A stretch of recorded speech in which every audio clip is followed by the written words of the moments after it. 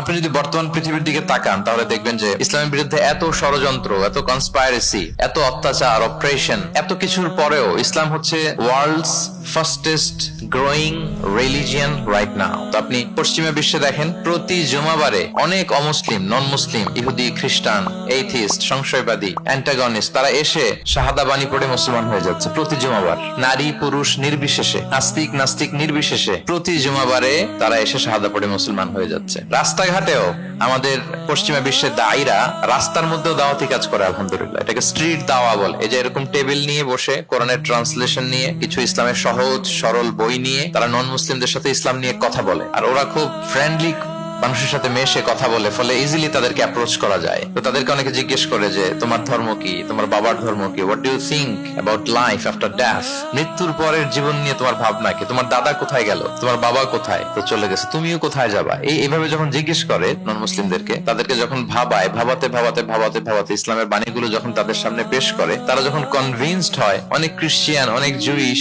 অনেক নন মুসলিম ওই রাস্তার ওই দাওয়া কাজের মধ্যে, স্ট্রিট দাওয়াতেই ওইখানেই ঘোষণা দেয় আশহাদু আল্লা ইলাহা ইল্লাল্লাহ ওয়া আশহাদু আন্না মুহাম্মাদান আবদুহু ওয়া রাসূলুহু।